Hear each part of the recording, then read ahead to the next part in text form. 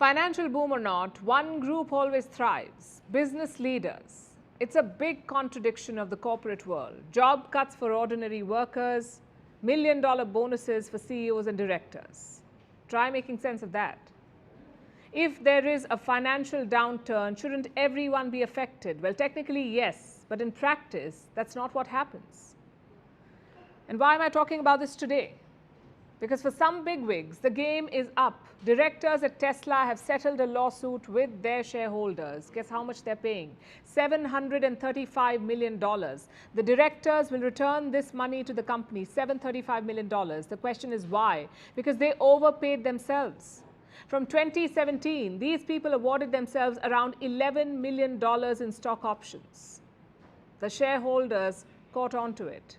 They filed a case saying the compensation was too high, and now Tesla has settled. The company won't say why, but court documents say the directors are acting in good faith. Sure they are. What's $700 million over good faith?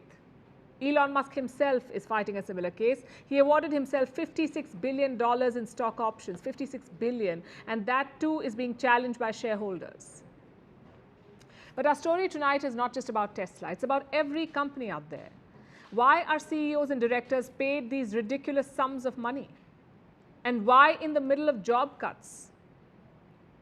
First, let's look at some numbers. CEOs of American companies are paid around $27 million.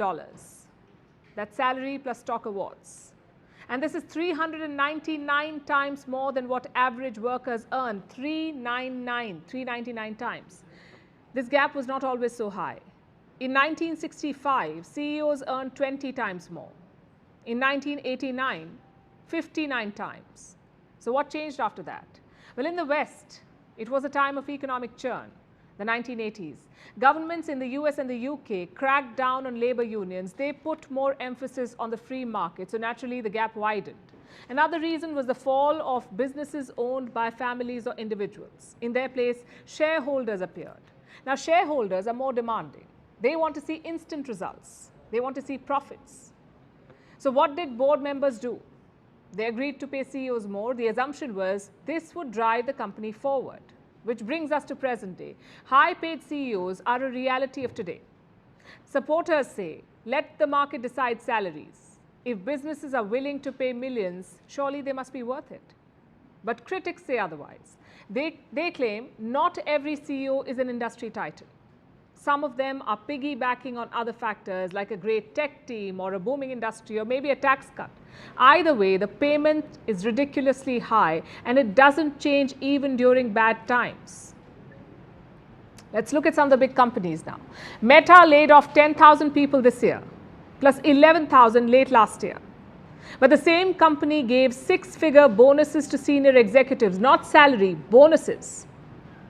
Netflix laid off around 4% of their workforce last year. Their CEO has a bonus worth $14 million. Same with Google. They laid off around 12,000 of their employees. That's around 6% of their workforce. But guess how much CEO Sundar Pichai took home? $226 million last year. How do companies justify this contradiction? The argument is the CEOs are highly skilled, that their intellect is key to the company's growth. But if you're firing thousands of people, clearly the company is not growing, yet no accountability. Just think back to the 2008 financial crisis. American banks were headed by the best of the best. And what did they achieve? They plunged the entire world into recession. Tens of thousands of people lost their jobs, but again, no accountability. In fact, they were rewarded. The US government had to spend billions of dollars to bail out American banks. And guess what these banks did with that money? They paid bonuses.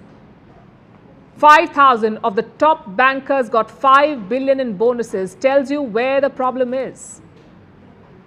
There is no scrutiny or independent oversight. Most CEO packages are decided by compensation committees. And who is part of these groups? Board members and executives from other companies. It's like asking actors to rate their own movies. Obviously, it will be 5 stars. So what we need is more transparency, more logic to these numbers. I'm not saying CEOs should earn the same as other workers. They do bring in valuable expertise. They should be paid more than average workers. But how much more is the question? Surely 400 times is too much.